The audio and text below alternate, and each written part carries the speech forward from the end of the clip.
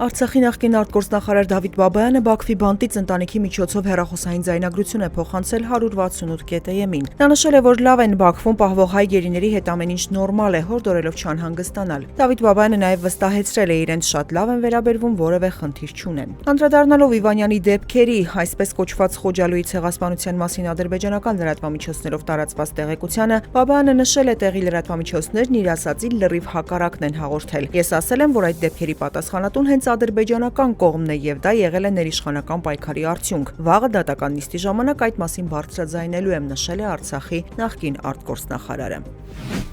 Երևանում թիվ 38 երթուղին սպասարկող վարորդի եւ մեկ այլ տրանսպորտային միջոցի վարորդի միջև միջադեպ է տեղի ունեցել, արդյունքում ավտոբուսի վարորդը դանակահարվել է։ Բժիշկները նրա վիճակը բավարար են գնահատում, վարորդը վնասվածք է ստացել ուսի շրջանում։ Միջադեպի հանգամանքները պարզվում են։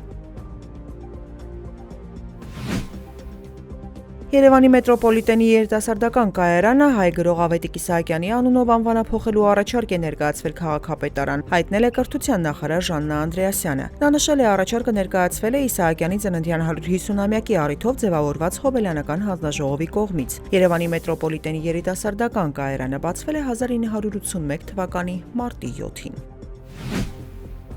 Հայաստանը կքննարկի Ադրբեջանում կայանալիք ԱՊՀ երրորդ խաղերին հայ մարզիկների մասնակցության հարցը։ Կրթության նախարար Ժաննա Անդրեասյանը նշել է, առաջիկայում հարցը կքննարկվի եւ որոշում կկայացվի։ Հարցին հակված ենք արդյոք մասնակցելու, նախարարը պատասխանել է, դա կախված է տարբեր հանգամանքներից, այդ թվում անվտանգության միջոցառումներից։ Ավելի վաղ Բաքուն հայտնել էր, որ Ադրբեջանում կայանալիք ԱՊՀ երրորդ խաղերին մասնակցության հրավեր է ուղարկվել կազմակերպության անդամ բոլոր երկրների, այդ թվում Հայաստանի մարզիկներին։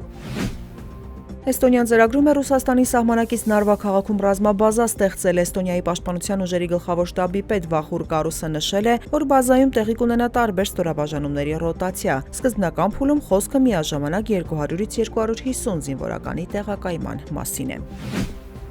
ԱՄՆ նախագահ Դոնալդ Թրամփն ընդունել է, որ Չինաստանից ներմուծվող ապրանքների համար հայտարարված 145% մաքսատուրքերը չափազանց բարձր են։ Նա խոստացել է նվազեցնել դրանք ու հասնել Պեկինի հետ առևտրային համաձայնության։ Միաժամանակ Թրամփը շեշտել է, մաքսատուրքերը կնվազեն, բայց չեն զրոյենա։ ԱՄՆ նախագահը նաև լավատեսություն է հայտնել Չինաստանի հետ առևտրային համաձայնագիր կնքելու առնչությամբ, պարզաբանելով, որ պատճառը Չինաստանի նախագահ Սի Ցզինպինի հետ իր հիանալի հարաբերություններն են։ Մինչ այս էլ ԱՄՆ ֆինանսների նախարար Սքոթ Բեսենթը կարծիք էր հայտնել, որ Չինաստանի հետ առևտրային դիմակայությունը վաղ թե ուշ կհանդարտվի։